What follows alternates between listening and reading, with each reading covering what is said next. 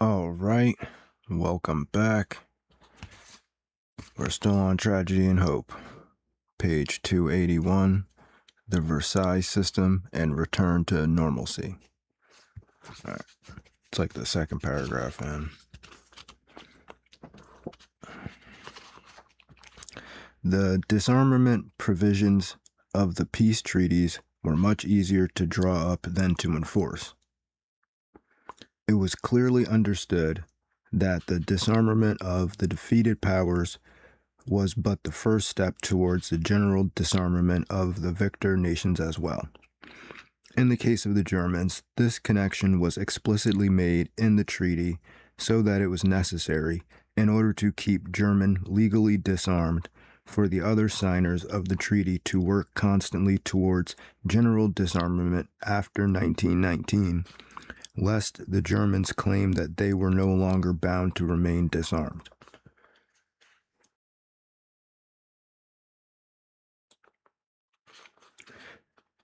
In all of the treaties, certain weapons like tanks, poisonous gas, airplanes, heavy artillery, and warships over a certain size, as well as all international trade in arms, were forbidden.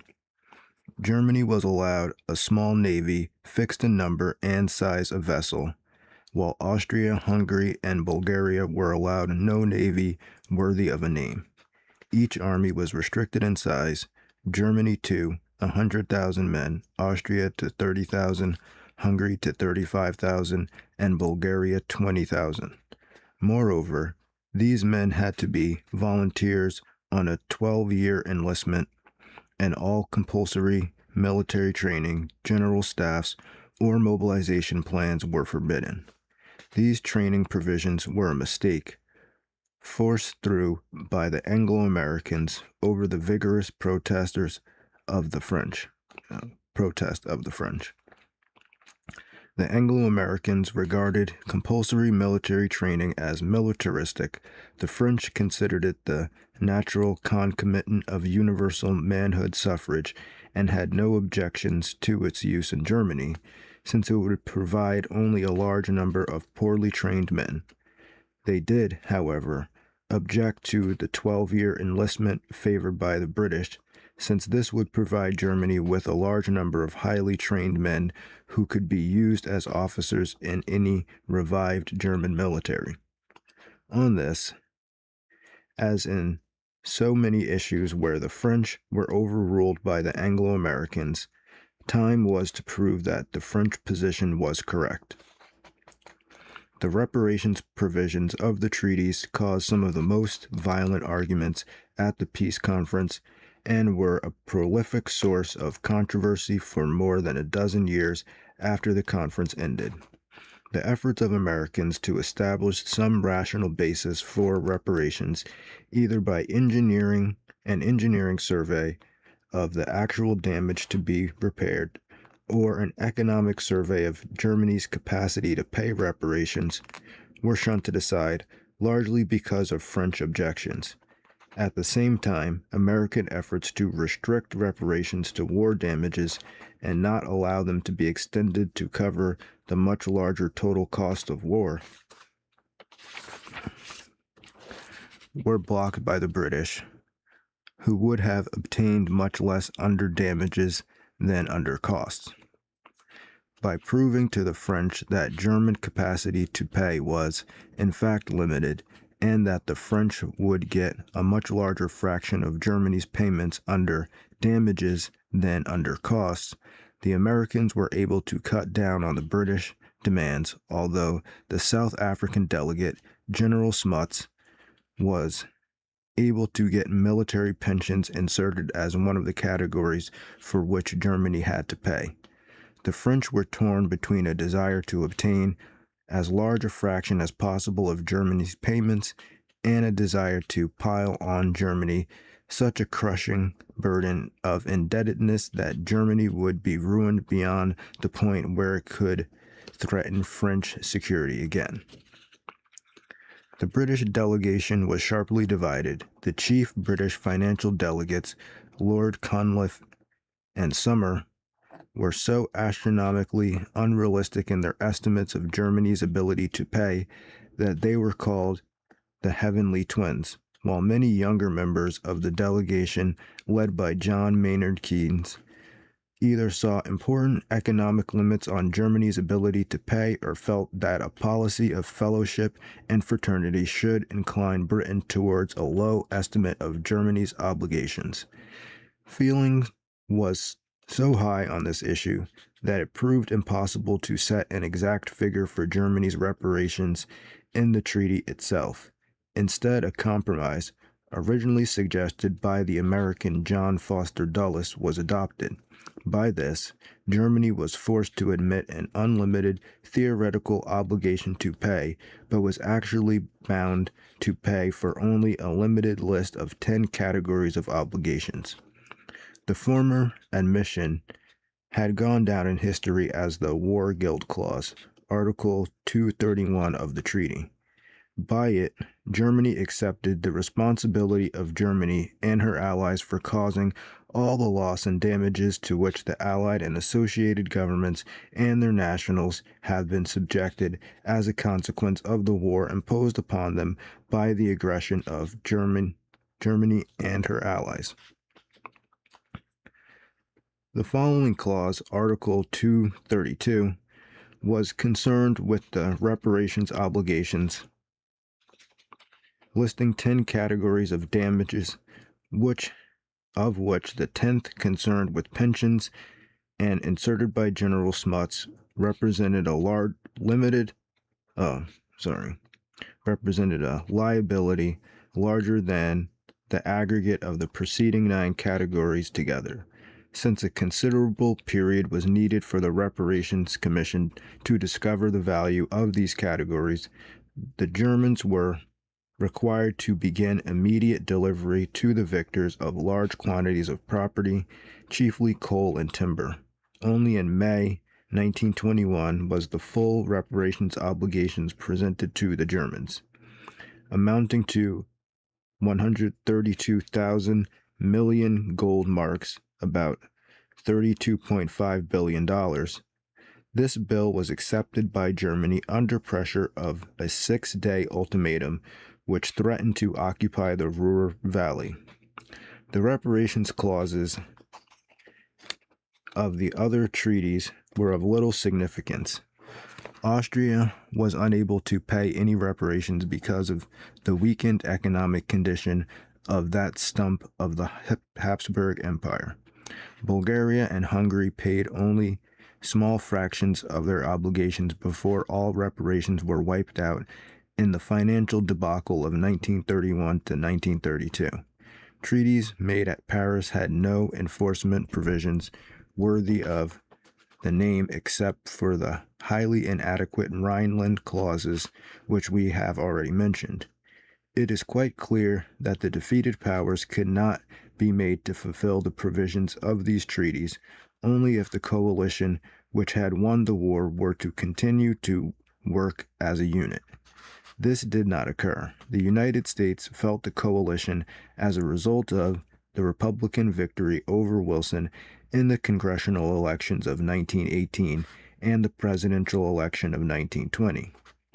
Italy was alienated by the failure of the treaty to satisfy her ambitions in the Mediterranean and Africa, but these were only details.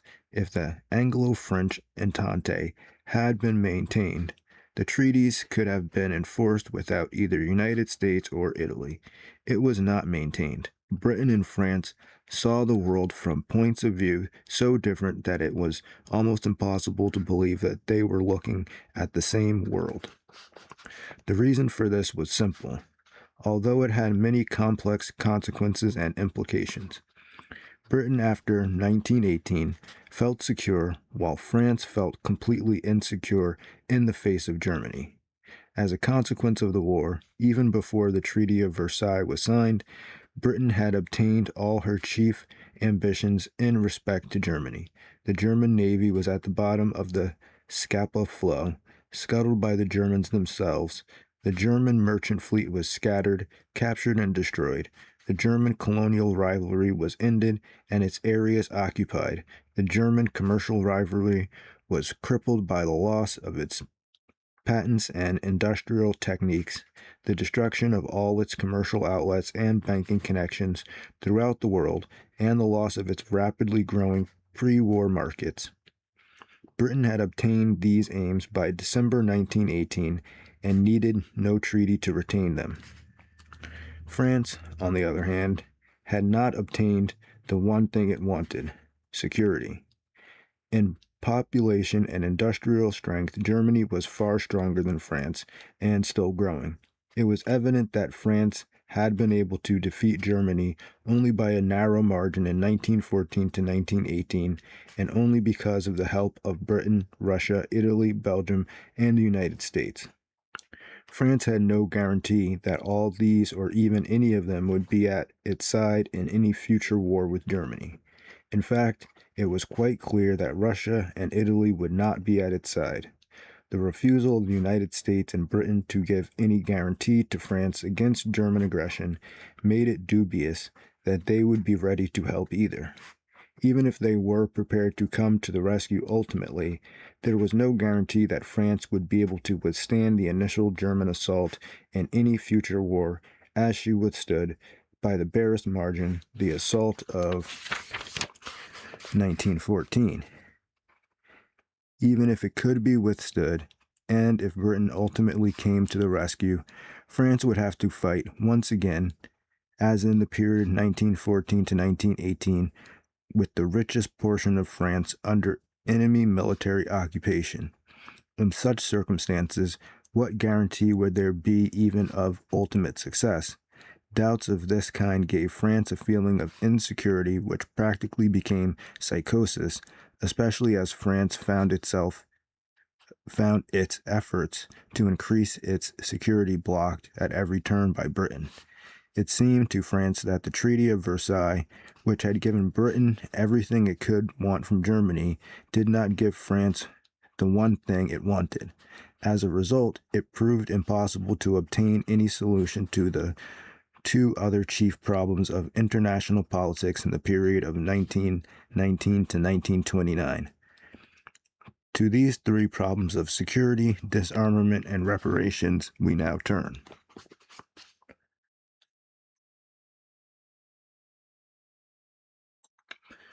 All right, it's on page 284, Security 1919 to 1935. France sought security after 1918 by a series of alternatives. As a first choice, it wanted to detach the Rhineland from Germany. This was prevented by the Anglo-Americans. As a second choice, France wanted a league with teeth, that is, a league of nations with an international police force empowered to take automatic and immediate action against an aggressor. This was blocked by the Anglo-Americans. As compensation for the loss of these first two choices, France accepted as a third choice an Anglo-American Treaty of Guarantee, but this was lost in 1919 by the refusal of the United States Senate to ratify the agreement and the refusal of Britain to assume the burden alone. In consequence, the French were forced back on a fourth choice, allies to the east of Germany. The chief steps in this were the creation of a little Entente to enforce the Treaty of Trianon against Hungary in 1920 to 1921, and the bringing of France and Poland into this system to make it a coalition of satisfied powers. The Little Entente was formed by a series of bilateral alliances between Romania, Czechoslovakia, and Yugoslavia. This was widened by a French-Polish treaty, February 1921, and a French-Czechoslovak treaty, January 1924. This system contributed relatively little to the French security because of the weakness of the Allies, except Czechoslovakia, and the opposition of Britain to any French pressure against Germany along the Rhine, the only way in which France could guarantee Poland or Czechoslovakia against Germany. In consequence, France continued its In consequence, France continued its agitation both for a British guarantee and to put teeth into the League of Nations. Thus, France wanted security while Britain had security. France needed Britain while Britain regarded France as a rival outside Europe, especially in the Near East, and the chief challenge to Britain's customary balance of power policy in Europe. After 1919, the British and even some Americans spoke of French hegemony on the continent of Europe. The first rule of British foreign policy for 4 centuries had been to oppose any hegemony on the continent and to do so by seeking to strengthen the second strongest power against the strongest. After 1919, Britain regarded Germany as the second strongest power and France as the strongest, a quite mistaken view in the light of the population, industrial productivity, and general organizations of the two countries. Because France lacked security, its chief concern in every issue was political. Because Britain had security, its chief concern was economic. The political desires of France required that Germany should be weakened. The economic desires of Britain required that Germany should be strengthened in order to increase the prosperity of all Europe. While the chief political threat to France was Germany, the chief economic and social threat to Britain was Bolshevism. In any struggle with Bolshevik Russia, Britain tended to regard Germany as a potential ally, especially if it were prosperous and powerful. This was the primary concern of Lord Abernon, British ambassador in Berlin, in the critical years 1920 to 1926. On the other hand, while France was completely opposed to the economic and social system of the Soviet Union and could not easily forget the immense French investments which had been lost in that country, it still tended to regard the Russians as potential allies against any revival of Germany, although France did not make an alliance with the Soviet Union until 1935. Because of its insecurity, France tended to regard the Treaty of Versailles as a permanent settlement, while Britain regarded it as a temporary arrangement subject to modification. Although dissatisfied with the treaty, France felt that it was the best it could hope to get, especially in view of the narrow margin by which Germany had decided to sign it. Even when faced with a worldwide coalition, Britain, which had obtained all of her desires before the treaty was signed, had no reluctance to modify it, although it was only in 1935, with the Anglo-German Naval Agreement, that it attempted to modify the colonial, naval, or merchant marine clauses from which it had benefited. But in 1935, it had, for more than 15 years, been seeking to modify the clauses from which France had benefited. The French believed that peace in Europe was indivisible, while the British believed that it was divisible. That means that the French believed that the peace of Eastern Europe was a primary concern of the states of Western Europe, and that the latter states could not allow Germany to move eastward because that would permit her to gain strength to strike back westward. The British believed that the peace of Eastern Europe and that of Western Europe were quite separate things, and that it was their concern to maintain peace in the West, but that any effort to extend this to Eastern Europe would merely involve the West in every little squabble of these continually squabbling backward people, and could, as happened in 1914, make a world war out of a local dispute. The Locarno Pacts of 1925 were the first concrete achievement of this British point of view, as we shall see. To the French argument that Germany would get stronger and thus more able to strike westward if allowed to grow eastward, the British usually replied that Germans were equally likely to become satisfied or get mired down in the great open spaces of the East. France believed that Germany could be made to keep the peace by duress, while Britain believed Germany could be persuaded to keep the peace by concessions.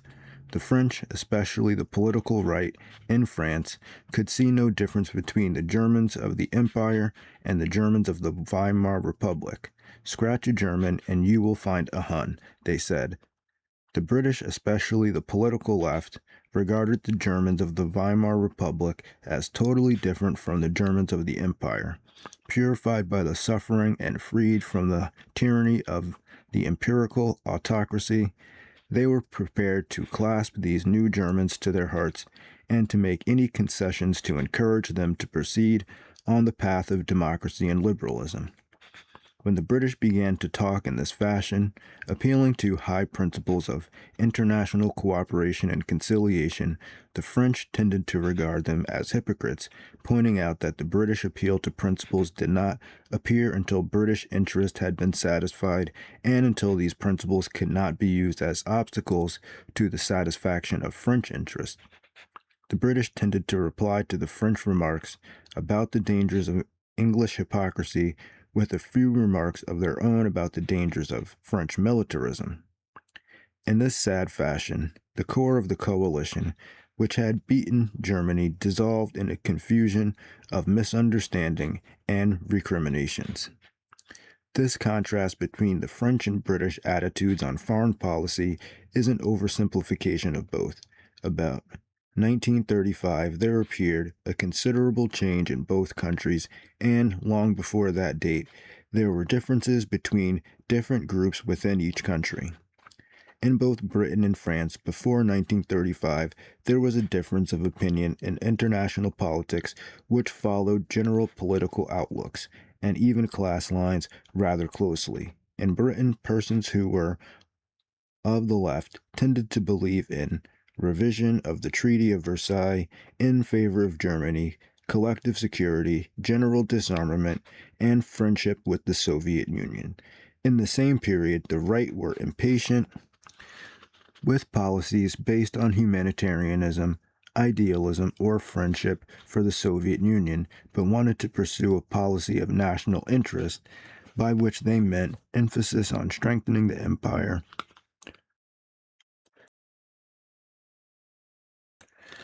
conducting an aggressive commercial policy against outsiders, and adopting relative isolationism in general policy with no European political commitments, except west of the Rhine, where Britain's interests were immediate.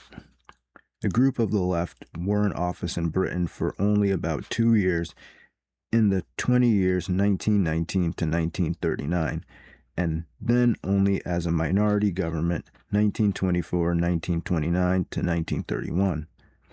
The group of the right were in power for 18 of these 20 years, usually with an absolute majority. However, during these 20 years, the people of Britain were generally sympathetic to the point of view of the left in foreign policy, although they generally voted in elections on the basis of domestic rather than foreign policies. This meant that the people were in favor of revisions of Versailles, of collective security, of international cooperation, and of disarmament.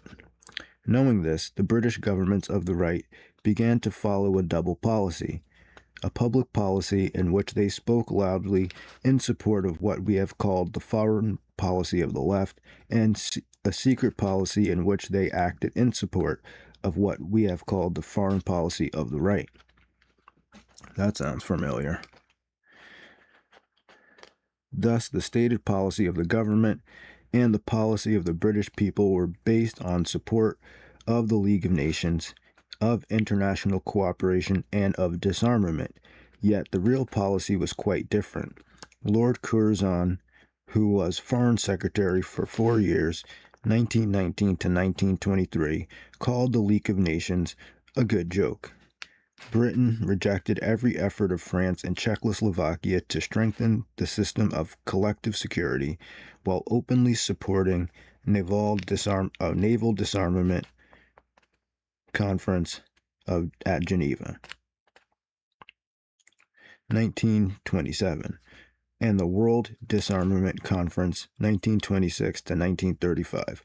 Britain signed a secret agreement with France, which blocked disarmament on land as well as on the sea, 1928, and signed an agreement with Germany, which released her from her naval disarmament, 1935. After 1935, the contrast between the public policy and the secret policy became so sharp that an authorized biographer of Lord Halifax, Foreign Secretary 1938 to 1940, coined the name diarchy for it. Also, after 1935, the policies of both right and left were changed, the left becoming anti-revisionist as early as 1934, continuing to support disarmament in some cases until 1939, and strengthening its insistence on collective security, while the right became more insistent on revisionism, by that time called appeasement, and opposing the Soviet Union. In France, the contrast between right and left were less sharp than in Britain, and the exceptions more numerous, not only because of the comparative complexity of French political parties and political ideology, but also because foreign policy in France was not an academic or secondary issue, but was an immediate, frightening concern of every Frenchman. Consequently, differences of opinion, however noisy and intense, were really rather slight. One thing all Frenchmen agreed upon: it must not happen again. Never again must the Hun be permitted to become strong enough to assault France, as in 1870 and 1914. To prevent this, the right and left agreed there were two methods: by the collective action of all nations and by France's own military power. The two sides differed in the order in which these two should be used, the left wanting to use collective action first and France's own power as a supplement or substitute, the right wanting to use France's own power first with support from the League or other allies as a supplement. In addition, the left tried to distinguish between the old Imperial Germany and the new Republican Germany, hoping to placate the latter and turn its mind away from revisionism by cooperative friendship and collective action. The right, on the other hand, found it impossible to distinguish one Germany from another or even one German from another, believing that all were equally incapable of understanding any policy but force. Accordingly, the right wanted to use force to compel Germany to fulfill the Treaty of Versailles, even if France had to act alone. The policy of the right was the policy of Poincaré and Barthel. The policy of the left was the policy of Briand. The former was used in 1918 to 1924, and briefly in 1934 to 1935. The latter was used in 1924 to 1929. The policy of the right failed in 1924 when Poincaré's occupation of the Ruhr in order to force Germany to pay reparations was ended. This showed that France could not act alone even against a weak Germany because of the opposition of Britain and the danger of alienating world opinion. Accordingly, France turned to a policy of the left, 1924 to 1929. In this period, which is known as the period of fulfillment, Briand, as Foreign Minister of France, and Stresemann, as Foreign Minister of Germany, cooperated in friendly terms. This period ended in 1929, not, as is usually said, because Stresemann died and Briand fell from office, but because of a growing realization that the whole policy of fulfillment, 1924 to 1929, had been based on a misunderstanding. Briand followed a policy of conciliation towards Germany in order to win Germany from any desire to revise Versailles. Stresemann followed his policy of fulfillment towards France in order to win from France a revision of the treaty. It was a relationship of cross purposes, because on the crucial issue, revision of Versailles, Briand stood adamant. Like most Frenchmen, and Stresemann was irreconcilable like most Germans. In France, as a result of the failure of the policy of the right in 1924 and of the policy of the left in 1929, it became clear that France could not act alone towards Germany. It became clear that France did not have freedom of action in foreign affairs and was dependent on Britain for its security. To win this support, which Britain always held out as a bait but did not give until 1939, Britain forced France to adopt the policy of appeasement of the British right after 1935. This policy forced France to give away every advantage which it held over Germany. Germany was allowed to rearm in 1935. Germany was allowed to remilitarize the Rhineland in 1936.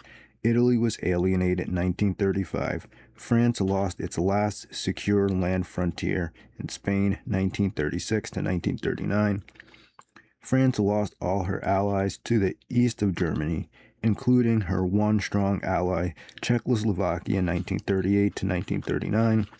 France had to accept the union of Austria with Germany, which she had vetoed in 1931 and March 1938. The power and prestige of the League of Nations was broken and the whole system of collective security abandoned 1931 to 1939. The Soviet Union, which had allied with France and Czechoslovakia against Germany in 1935, was treated as a pariah among nations and lost to the anti-German coalition 1937 to 1939. And finally, when all these had been lost, public opinion in England forced the British government to abandon the right's policy of appeasement and adopt the old French policy of resistance. This change was made on a poor issue, Poland, 1939, after the possibility of using the policy of resistance had been destroyed by Britain and after France itself had almost abandoned it. In France, as in Britain, there were changes in the foreign policies of the right and the left after Hitler came to power in Germany in 1933. The left became more anti-German and abandoned Briand's policy of conciliation, while the right, in some sections, sought to make a virtue of necessity and began to toy with the idea that, if Germany was to become strong anyway, a solution to the French problem of security might be found by turning Germany against the Soviet Union. This idea, which already had adherents in the right in Britain, was more acceptable to the right than to the left in France because, while the right was conscious of the political threat from Germany, it was equally conscious of the social and economic threat of Bolshevism. Some members of the right in France even went as far as to picture France as an ally of Germany in the assault on the Soviet Union. On the other hand, many persons of the right in France continued to insist that the chief or even the only threat to France was from the danger of German aggression. In France, as in Britain, there appeared a double policy, but only after 1935, and, even then, it was more of an attempt to pretend that France was following a policy of her own instead of a policy made in Britain than it was an attempt to pretend it was following a policy of loyalty to collective security and French allies rather than a policy of appeasement. While France continued to talk of her international obligations, of collective security, and of the sanctity of treaties, especially Versailles, this was largely for public consumption. For, in fact, from the autumn of 1935 to the spring of 1940, France had no policy in Europe independent of Britain's policy of appeasement. Thus, French foreign policy in the whole period 1919 to 1935 was dominated by the problem of security. These 20 years can be divided into 5 subperiods as follows: 1919 to 1924, the policy of the right; 1924 to 1929, the policy of the left; 1929 to 1934, confusion and transition; 1934 to 1935, policy of the right; 1935 to 1939, dual policy of appeasement. Okay. The French, feeling that they lacked security, was so powerful in 1919 that they were quite willing to sacrifice the sovereignty of the French state and its freedom of action in order to get a League of Nations possessing the powers of a world government. Accordingly, at the first meeting of the League of Nations Committee at the Paris Peace Conference in 1919, the French tried to establish a league with its own army, its own general staff, and its own powers of police action against aggressors without the permission of the member states. The Anglo-Americans were horrified at what they regarded as an inexcusable example of power politics and militarism. They rode roughshod over the French and drew up their own draft covenant in which there was no sacrifice of state sovereignty and where the New World Organization had no powers of its own and no right to take action without the consent of the parties concerned. War was not outlawed, but merely subjected to certain procedural delays in making it, nor were peaceful procedures for settling international disputes made compulsory, but instead were merely provided for those who wished to use them. Finally, no real political sanctions were provided to force nations to use peaceful procedures or even to use the delaying procedures of the covenant itself. Economic sanctions were expected to be used by member nations against aggressor states which violated the delaying procedures of the covenant, but no military sanctions could be used except as contributed by each state itself. The League was thus far from being a world government, although both its friends and its enemies, for opposite reasons, tried to pretend that it was more powerful and more important than it really was. The covenant, especially the critical articles 10 through 16, had been worded by a skillful British lawyer, Cecil Hurst, who filled it with loopholes cleverly concealed under a mass of impressive verbiage, so that no state's freedom of action was vitally restricted by the document. The politicians knew this, although it was not widely publicized, and from the beginning, those states which wanted real international organization began to seek to amend the covenant to plug the loopholes in it. Any real international political organization needed 3 things. 1. Peaceful procedures for settling all disputes. 2. Outlawry and non-peaceful procedures for this purpose. And 3. Effective military sanctions to compel the use of peaceful procedures and to prevent the use of warlike procedures. The League of Nations consisted of 3 parts. 1. Assembly of all members of the League, meeting generally in September of each year. 2. The Council, consisting of the great powers with permanent seats and a number of lesser powers holding elective seats for 3-year terms. 3. The Secretariat, consisting of an international bureaucracy devoted to all kinds of international cooperation and having its headquarters in Geneva.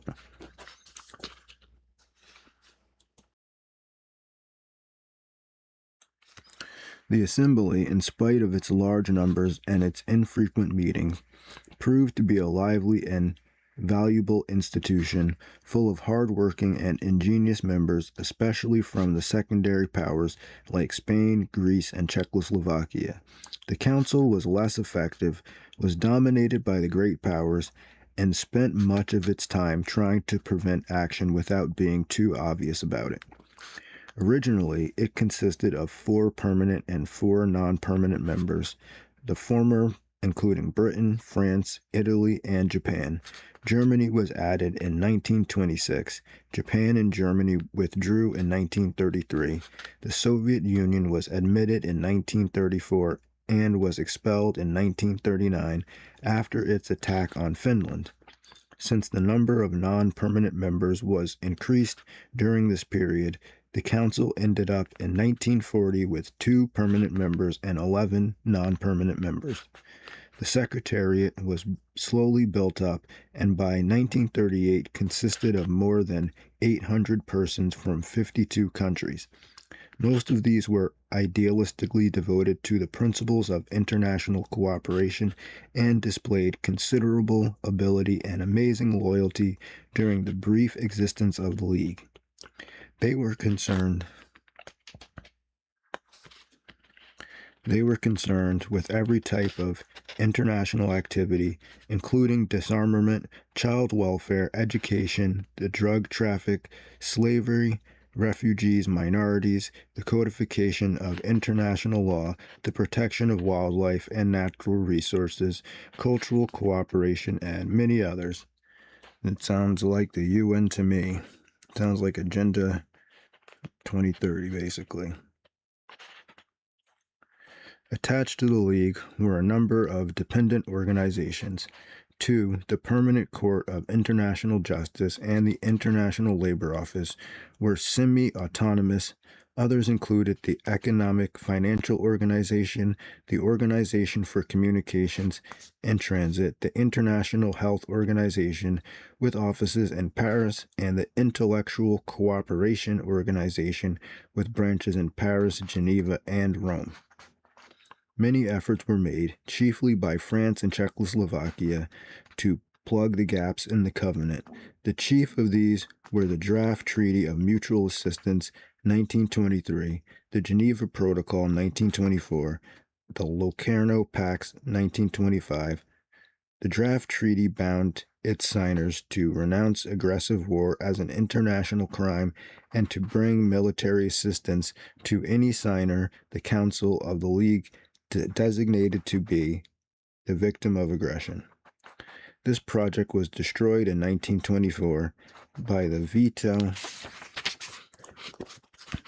of the British Labour government on the grounds that the agreement would increase the burden on the British Empire without increasing its security. The Assembly at once formulated a better agreement known as the Geneva Protocol. This sought to plug all the gaps in the covenant. It bound its signers to settle international disputes by methods provided in the treaty, defined as an aggressor any state which refused to use these peaceful procedures, bound its members to use military sanctions against such aggressors, bound its military members to use sanctions against such aggressors. What? Bound its members to use military sanctions against such aggressors, and ended the veto power in the Council by providing that the necessary unanimity for Council decisions could be achieved without counting the votes of the parties to the dispute. This agreement was destroyed by the objections of the newly installed Conservative government in London. The chief British opposition to the protocol came from the Dominions, especially from Canada, which feared that the agreement might force them, at some time, to apply sanctions against the United States. This was a very remote possibility in view of the fact that the British Commonwealth generally had 2 seats on the Council, and one at least could use its vote to prevent action, even if the vote of the other was nullified by being a party to the dispute.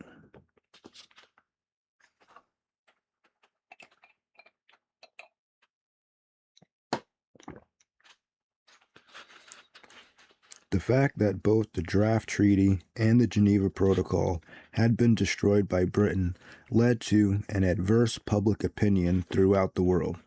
To counteract this, the British devised a complicated alternative known as the Locarno Pax.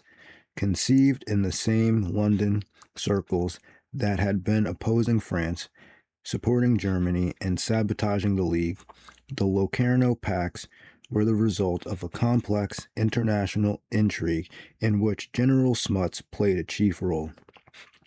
On the face of it, these agreements appeared to guarantee the Rhine frontiers, to provide peaceful procedures for all disputes between Germany and her neighbors, and to admit Germany to the League of Nations on a basis of equality with the great powers. The pacts consisted of 9 documents, of which 4 were arbitration treaties between Germany and her neighbors, Belgium, France, Poland, and Czechoslovakia. 2 were treaties between France and her eastern allies, Poland and Czechoslovakia. The 7th was a note releasing Germany from any need to apply the sanctions clause of its covenants against any aggressor nations, on the ground that Germany, being disarmed by the Treaty of Versailles, could not be expected to assume the same obligations as other members of the League. The 8th document was a general introduction to the pacts, and the 9th document was the Rhine Pact, the real heart of the agreement. This Rhine Pact guaranteed the frontier between Germany and Belgium-France against attack from either side. The guarantee was signed by Britain and Italy, as well as by the 3 states directly concerned, and covered the demilitarization conditions of the Rhineland as established in 1919. This meant that if any one of the 3 frontier powers violated the frontier or the demilitarized zone, this violation would bring the 4 other powers into action against the violator. The Locarno Pacts were signed by Britain to give France the security against Germany on the Rhine, which France so urgently desired, and at the time, since the guarantee worked both ways, to prevent France from ever occupying the Ruhr or any other part of Germany, as had been done over the violent objections of Britain in 1923 to 1924. Moreover, by refusing to guarantee Germany's eastern frontier with Poland and Czechoslovakia, Britain established in law the distinction between peace in the East and peace in the West, on which she had been insisting since 1919, and greatly weakened the French alliances with Poland and Czechoslovakia by making it almost impossible for France to honor her alliances with these 2 countries, or to put pressure on Germany in the West if Germany began to put pressure on these French allies in the East, unless Britain consented. Thus, the Locarno Pacts, which were presented at the time throughout the English-speaking world as a sensational contribution to the peace and stability of Europe, really form the background for the events of 1938, when Czechoslovakia was destroyed at Munich. The only reason why France accepted the Locarno Pacts was that they guaranteed explicitly the demilitarized condition of the Rhineland.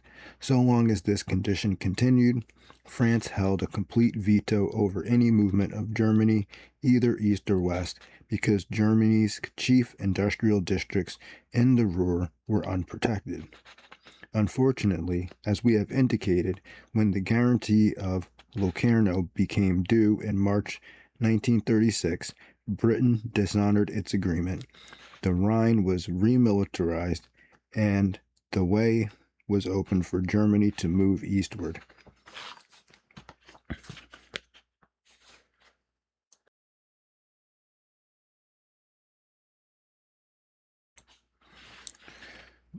The Locarno Pacts caused considerable alarm in Eastern Europe, especially in Poland and Russia. Poland protested violently, issuing a long legal justification for her own frontiers, sent her foreign minister to take up residence in Paris, and signed 3 agreements with Czechoslovakia, ending the dispute over Teschen, as well as a commercial treaty and an arbitration convention. Poland was alarmed by the refusal to guarantee her frontiers, the weakening of her alliance with France, and the special status given to Germany within the League of Nations and on the Council of the League, where Germany could prevent sanctions against Russia if Russia ever attacked Poland. To assuage this alarm, A deal was made with Poland by which this country also received a seat on the Council of the League for the next 12 years, 1926 to 1938. The Locarno Pacts and the admission of Germany into the League also alarmed the Soviet Union. This country from 1917 had a feeling of insecurity and isolation which at times assumed the dimensions of mania. For this, there was some justification. Subject to the attacks of propaganda, diplomatic, economic, and even military action, the Soviet Union had struggled to survive for years. By the end of 1921, most of the invading armies had withdrawn except the Japanese, but Russia continued in isolation and in fear of a worldwide anti-Bolshevik alliance. Germany at the time was in a similar isolation. The two outcast powers drifted together and sealed their friendship by a treaty signed in Rapallo in 1922. This agreement caused great alarm in Western Europe since a union of German technology and organizing ability with Soviet manpower and raw materials would make it impossible to enforce the Treaty of Versailles and might expose much of Europe or even the world to the triumph of Bolshevism. Such a union of Germany and the Soviet Russia remained the chief nightmare of much of Western Europe from 1919 to 1939. On this last date, it was brought into existence by the actions of these same Western powers. In order to assuage Russia's alarm at Locarno, Stresemann signed a commercial treaty with Russia, promised to obtain a special position for Germany within the League so that it could block any passage of troops as sanctions of the League against Russia, and signed a non-aggression pact with the Soviet Union on April 1926. The Soviet Union, in its turn, as a result of Locarno, signed a treaty of friendship and neutrality with Turkey, in which the latter country was practically barred from entering the League. The Locarno spirit, as it came to be called, gave rise to a feeling of optimism, at least in the Western countries. In this favorable atmosphere, on the 10th anniversary of America's entry into the World War, Briand, the foreign minister of France, suggested that the United States and France renounce the use of war between the two countries. This was extended by Frank B. Kellogg, the American Secretary of State, into a multilateral agreement by which all countries could renounce the use of war as an instrument of national policy. France agreed to this extension only after a revision that the rights of self-defense and of prior obligations were not weakened. The British government reserved certain areas, notably in the Middle East, where it wished to be able to wage wars which could not be termed self-defense in a strict sense. Let me put a post-it note on that. The fact that Britain's they're demanding to be able to fight wars in the Middle East, even if it's not in self-defense. No, that's not right.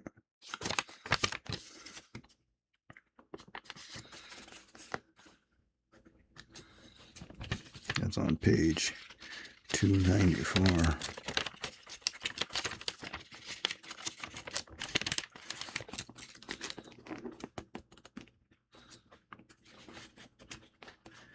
The United States also made a reservation preserving its right to make war under the Monroe Doctrine. None of these reservations was included in the text of the Kellogg-Briand Pact itself, and the British reservation was rejected by Canada, Ireland, Russia, Egypt, and Persia.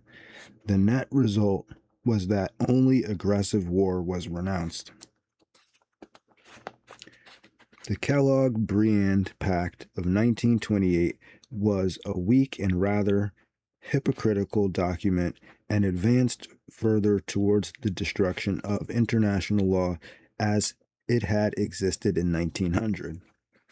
We have seen that the First World War did much to destroy the legal distinctions between belligerents and neutrals and between combatants and non-combatants.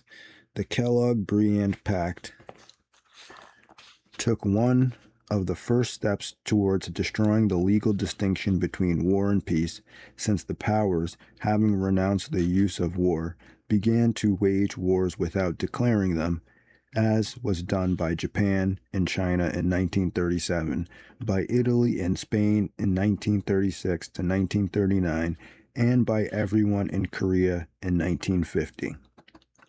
So basically, this is the beginning of when they stopped going to Congress to wage wars. The Kellogg-Briand Pact was signed by 15 nations which were invited to do so, while 48 nations were invited to adhere to its terms. Ultimately, 64 nations, all of those invited except Argentina and Brazil, signed the pact.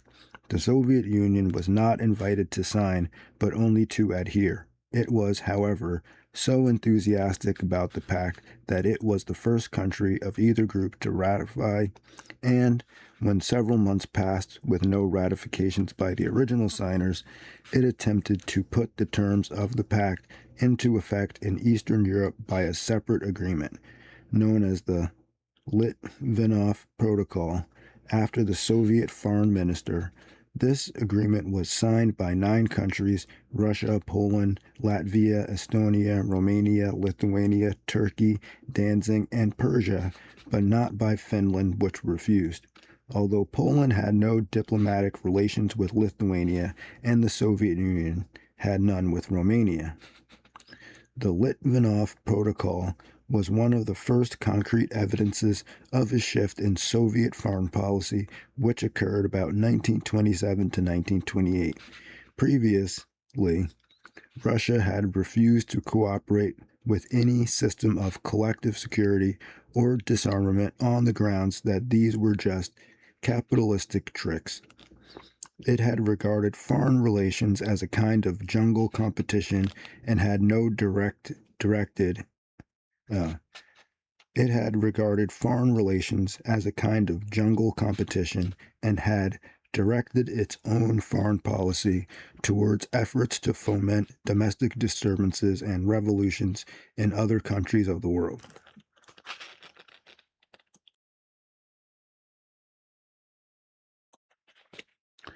This was based on the belief that these powers were constantly conspiring amongst themselves to attack the Soviet Union. But they kind of were, though.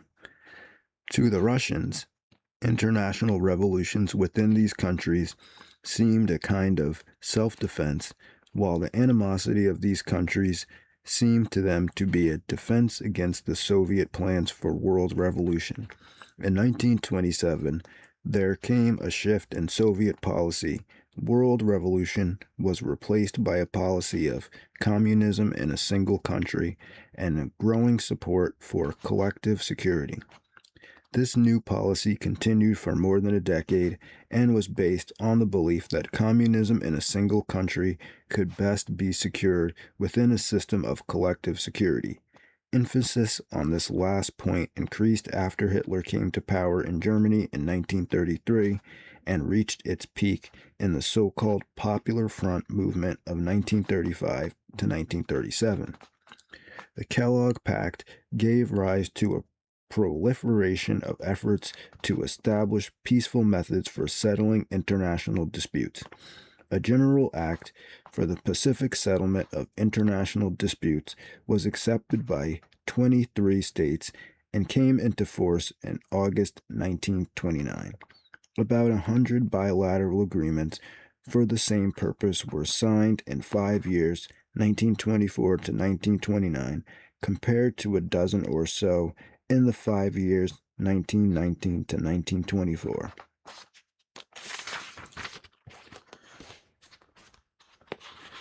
A codification of international law was begun in 1927 and continued for several years, but no portions of it ever came into force because of insufficient ratifications.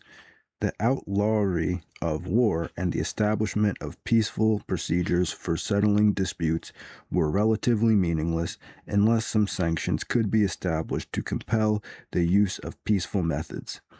Efforts in this direction were nullified by the reluctance of Britain to commit itself to the use of force against some unspecified country at some indefinite date, or to allow the establishment of an international police force for this purpose. Even a modest step in this direction, in the form of an international agreement providing financial assistance for any state which was a victim of aggression, a suggestion first made by Finland, was destroyed by a British amendment that it was not to go into effect until the achievement of a general disarmament agreement. This reluctance to use sanctions against aggression came to the forefront in the fall of 1931 at the time of the Japanese attack on Manchuria.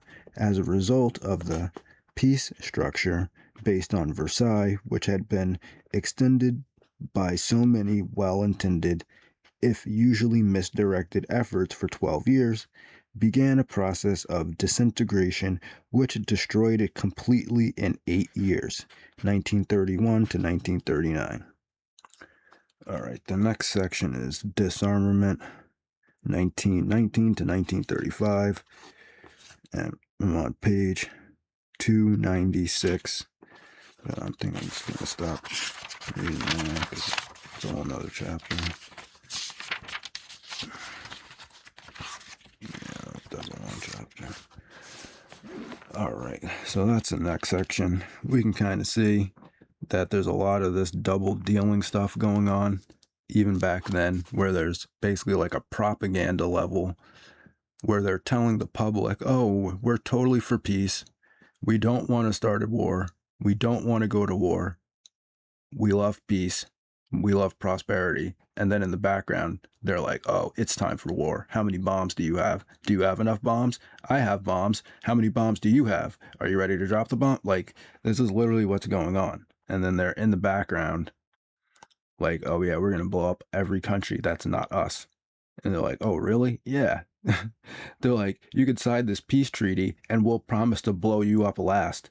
And then everyone's just like, well, if we blow them up before it's like a Mexican standoff type of thing, where it's just like a bunch of like evil people, basically.